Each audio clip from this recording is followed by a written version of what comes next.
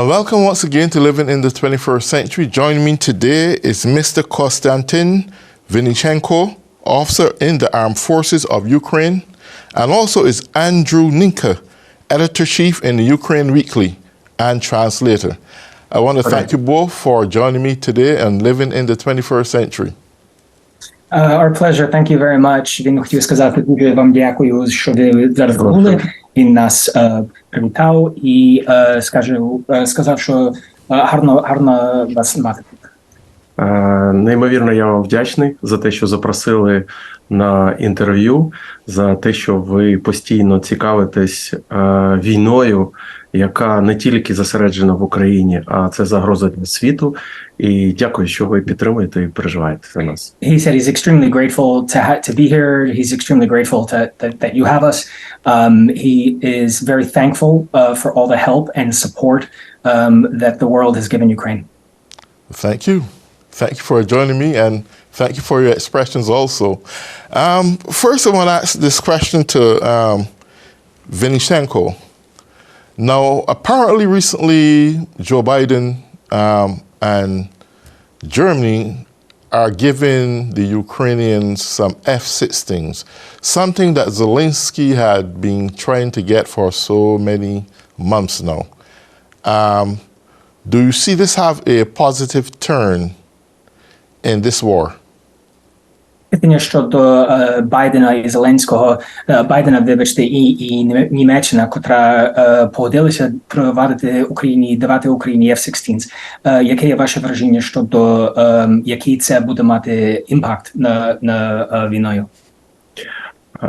Ну, я хочу сказати, що підтримка озброєння для України на даний час неймовірно важлива.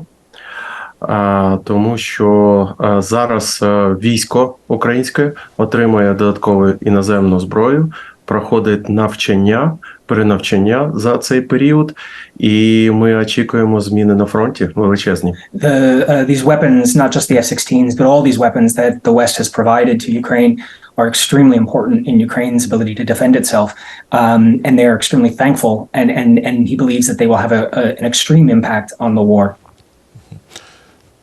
At this juncture in the war, do you think that everything is favoring in Ukraine's favor right now?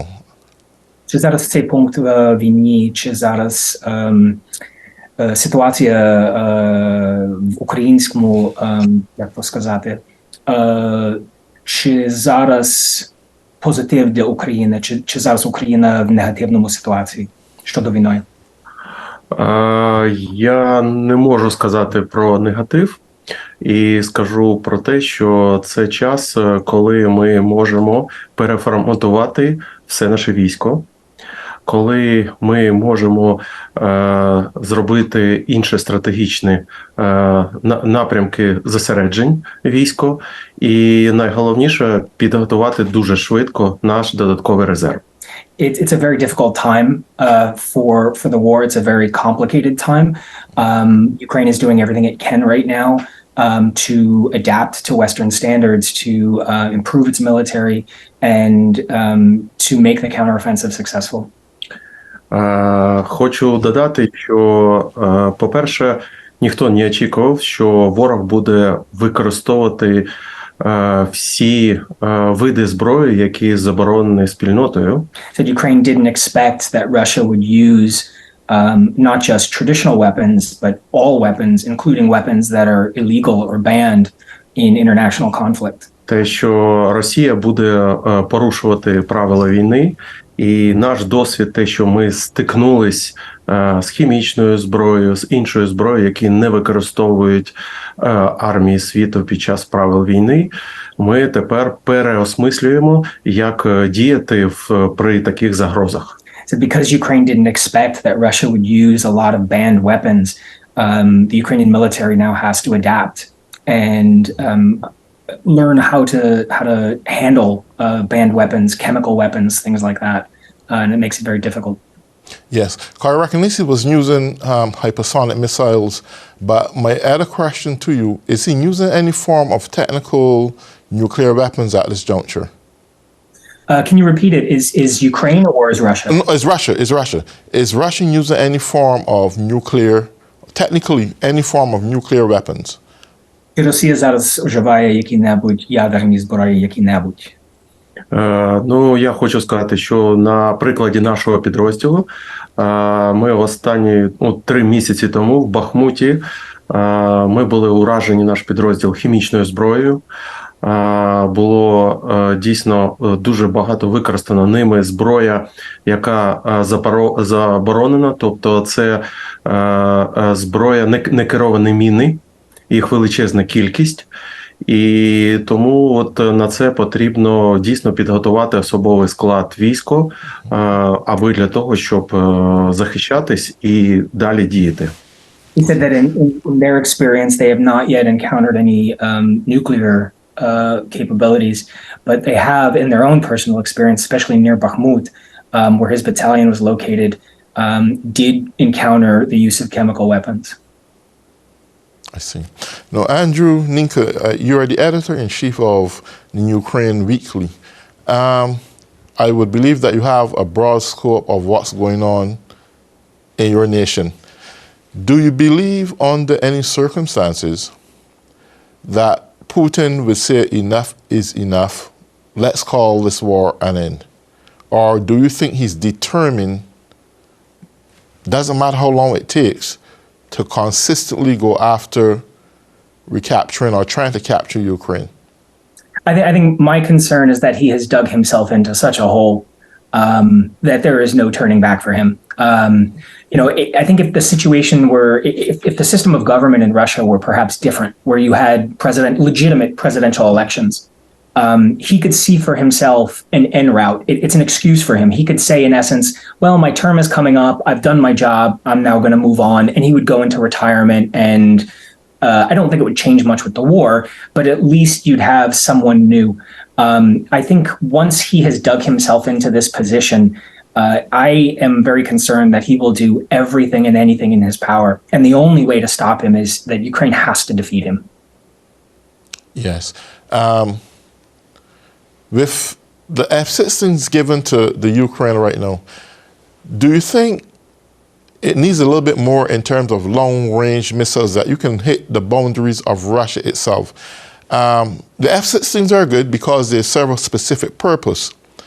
But to have something to penetrate the boundaries of Russia, maybe take out some of his bases that keep him in constant effect coming after Ukraine, do you think the allied America and its allied forces should really consider that? If this war is to come to a halt? Питання щодо розуміє, що F-16 це може бути дуже помічлива зброя, але чи або Америка, чи Європа, чи хто-небудь повинна ще додати Україні можливість, щоб ударити в Росії довші такі зброї, що можуть вдарити поза границі в Росії? Запитання таке. Так.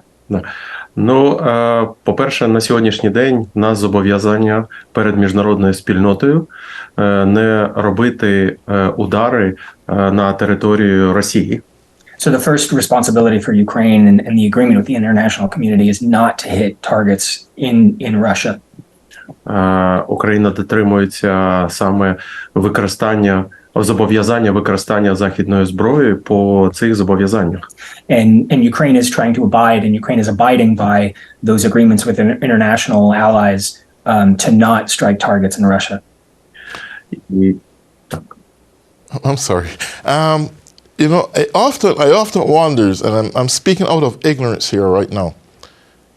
Now, America's supposed to be the leader of the free world, not Russia, right? I know they don't want to provoke Putin to cause a nuclear war, but we have a senseless war. Why is it so much hesitance of not hitting bases in Russia? I mean, it's a war. A war is an eye for eye and a tooth for a tooth. You hit me, I'm going to hit you back. What? Питання є, якщо Росія вживає різні можливості, щоб вдарити Україну, чому Україна є зобов'язана не то саме робити до Росії, чому вона не може ударити місця де російське військо сидить в Росії? Чому Україна може дотриматися до того? Чому вона не може вдарити місця в Росії? Так, про це дуже часто говориться в українській спільноті. Про те, що ми маємо розширювати можливості надання удару по скупченню російських військ. So there's a lot of that discussion even in Ukrainian society. Why are we limited and not able to hit targets in Russia? Але зобов'язання невикористання саме по території Росії є тільки невикористання західної зброї. It's part of the agreement that Ukraine has made with international partners that in receiving these weapons, it wouldn't hit targets in Russia. Well, I understand that, but what I'm querying is that why is the world, who is much bigger together, the Allied forces, far more superior and powerful than Russia, why all of them together are so scared of hitting bases in Russia? It's a war. I mean, I'm not in the military, but if you offend me without a cause, I have the right to do my due diligence in taking you out, to prohibit you from any further distraction to my country. Why would Ukraine agree to these kind of vicious rules and regulations when at one point Ukraine was considered the second largest or powerful army in the world? I just don't figure it out. Питання є, що він не розуміє, чому Україна може дотриматися до таких зобов'язань, що якщо їхні партнери в західних країнах їм дають ті зброї, чому Україна не може вдарити, бо він не розуміє, що якщо Росія нападає на Україну, і це є війна, і у війні, якщо ти мене удариш, мені вільно тебе вдарити. Ми теж розглядаємо, постійно говоримо, що це саме російсько-українська війна. Не так, як розглядає росіяни, що це спецоперація. Але Росія постійно наполягає у світі і в спільноті ООН, що якщо буде використана західна зброя на її територію, то це значить країни НАТО вже дозволили такий умовний напад на територію Росії. From there, це ваша точка зору, чи це є точка зору? Моя. Ваша. Да.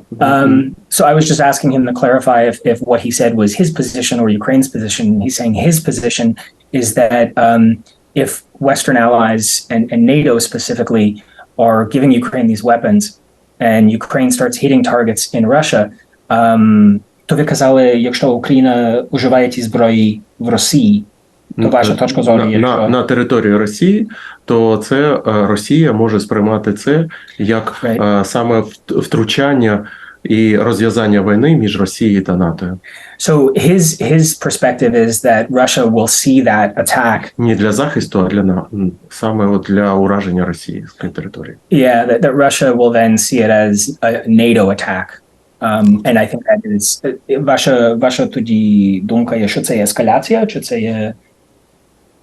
Ну, тоді це загроза того, що це є загроза більше розширення, ніж Росія-Україна. Yeah, so he's saying he sees this as a war between Ukraine and Russia, and Ukraine is not interested in making this a world war. That they would like to take care of, and I'm kind of paraphrasing here, but they would like to take care of business on their own without having to involve NATO. Okay. Do you think, you said that it's not really a world war, but technically speaking, it can come across as a world war. The world, to some degree, the democratic aspect of the world, or the democracies of the world, see this war as an invasion on democracy. And they are defending democracy because Putin's concept is that he wants to rebuild the USSR, which look like where he is targeting in his mind. He is fixated on that.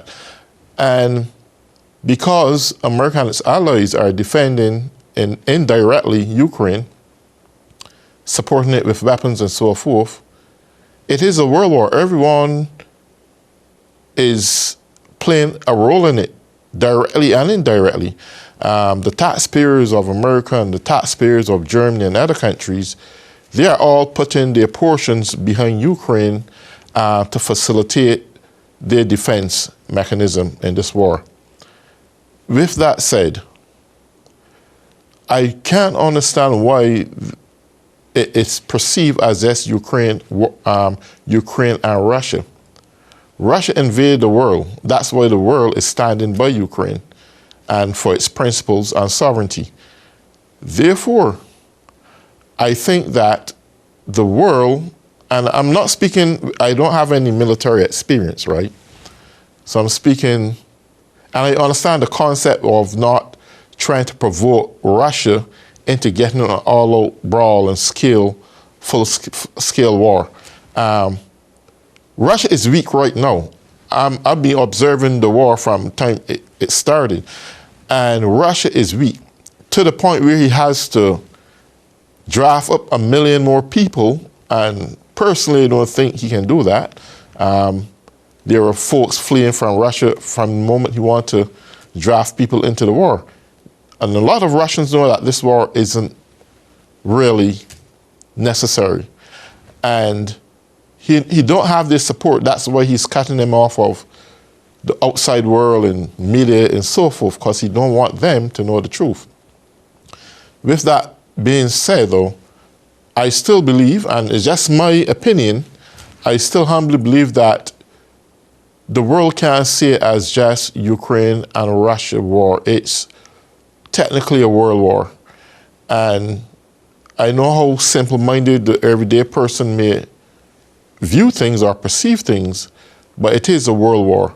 We are defending democracy. Ukraine, in the past years, I heard and I understand, had a superior military, and I believe up to this point, you all still do, because the big giant come after you and you are defeating the giant every day, right? And that's powerful enough.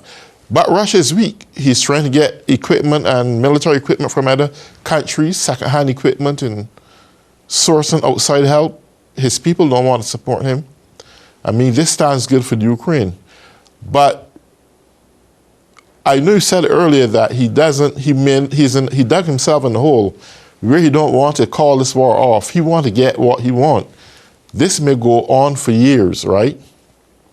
And I'm saying that because the United States are now in their primaries, and we're going to have a general election next year, or this year actually. And it's a good likelihood, and it may very well happen, I'm not saying it's going to happen, that governments may change. And Lord forbid that the Republicans get into power and Donald Trump is the president. The support from Ukraine will be cut off because Vladimir Putin is former President Donald Trump, good buddy, bosom buddy. So I think all the financial aid and support that Ukraine should get may not get. And we saw that a time going back when he had cut off some support that was to come to Ukraine with some lies or something like that, and it was a delay. So I'm saying all of this, that if the possibility exists that you can probably ask for deeper support now that Joe Biden is in, that you can fight a more effective war in the event that governments change. Anything can happen that may not fall in your favor. What is your perception about that? And I'm gonna summarize quickly, Yes, but sure, definitely. я думаю, що йому тяжко зрозуміти, що позиція, що це є лише війна між Росією і Україною. Від його точки зору, це дійсно вже війна, може не світова, але є є підтримка від західних країн, котра вже ніби їх долучає до війни. І якщо дивитися на Росію, тепер Росія слабенька, і Путін слабенький. І він, я думаю, йому тяжко зрозуміти, чому ми не можемо зараз більше зробити, щоб допомогти. І так найголовніше для нього є, вони журяться, що якщо буде добре в Америці, і Америка один з найбільших, що підтримує Україну, то є маленький момент зараз, де можна дійсно допомогти Україні, де можна дійсно Україні дати те, що їй потрібно, щоб виграти ту війну. Бо якщо будуть перевибори, і якщо буде Дональд Трамп президентом чи республікани, котрі не хочуть ще більше грошей до підтримки дати Україні, що це, можливо, є одинокий момент, де дійсно може Америка чи західні країни так сильно допомогти Україні і дати їй ті зброї, що їй потрібно. And the question was basically, if the government change next year and Trump becomes president, is a good likelihood that the support for Ukraine may very well get cut off. And where would that left the Ukraine then? So якщо це станеться, і якщо буде республікани специфічно, хто ж як Трамп, котрий сильно каже, ми вже не хочемо дати Україні гроші, яка ситуація тоді Україна буде мати? Чи як це пошкодить Україну? По-перше, ви праві в тому, що Путін зараз набагато слабше, ніж на початку війни. You're right that Putin at this point is much weaker at this point in the war than in the beginning. Це підтверджується в тому, що наскільки він шукає підтримку в тих країнах, які є не передовими в економічному розвитку у світі. And you see this in the fact that Putin is turning to countries that are economically much weaker for allies. Його готовність перерозподілити свій експорт нафти і газу за безцінь, це говорить про те, що в них величезне зниження доходів в їх державі. Yeah, the fact that he's turning to other companies or other countries, in order to sell his oil and in order to sell his gas at very reduced prices, just shows that he's in a very weak position.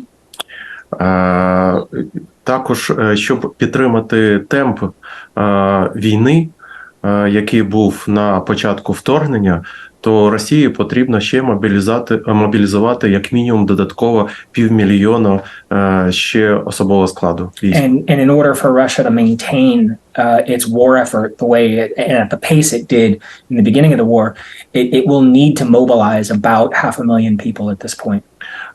Але в них є величезний такий, можна сказати, вміння. Вони вміють створювати дуже сильні фортифікаційні споруди для захисту своєї лінії. І вони дійсно створюють величезні дільниці, які заміновані проти контратак нашого війська. One of the biggest problems, one of the biggest successes Russia has had recently, the biggest problems for Ukraine, successes for Russia, is that beating back the Russian offensive is one thing, but having a counteroffensive, a Ukrainian counteroffensive that is breaking through very heavily fortified Russian defensive lines is a totally different story. And that's what they're dealing with now, is heavily mined, heavily fortified defensive lines, and it's very, very difficult to get through that. Це один із моментів, який зараз переосмислюється для тактичних контратак на військо Росії. And this is one of the things that Ukraine technically is working through, is how to manage that attack, that counteroffensive against heavily fortified defensive lines. Але Україна розуміє про те, що будь-яке затягування війни, яке є вже далеко за межами між Росією і Україною, це буде не на користь Україні. But Ukraine also understands that any extension of the war, any continued extension of the war is not going to benefit Ukraine. І тому саме от на цих днях Залужний говорив про те, що є вже нові тактичні моменти, які будуть проривати найближчим часом лінію фронту. But Ukraine's commander-in-chief, General Zaluzhny, is already saying that Ukraine has adapted and has adapted new tactics, and they're confident that they will break through the Russian lines. Звісно, що в такому стані було б дуже доречно, щоб дійсно Україна ще збільшувала підтримку саме тих патріотів, які знаходяться на окупованих територіях, які можуть збільшувати саме опір російських військ. And Ukraine is working to bolster the Ukrainian citizens, or I should say, not even Ukrainian citizens, but any of the patriots who are supporting Ukraine in the occupied territories, to also do work behind Russian lines to weaken Russian defenses. Прошу. Well, thank you both. We have got quite a bit of information concerning Ukraine, and that's Vinichenko, officer of the Armed Forces, and Andrew Ninka, editor-in-chief of Ukraine Weekly.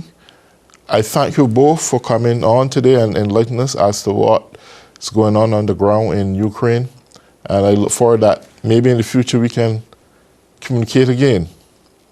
Він дуже дякує за час, і він сподівається нагоду знову поговорити в майбутньому, коли буде шанс. Thank you, sir. Right, thank you. And for all those who have been tuning in on Living in the 21st Century, have an enjoyable day.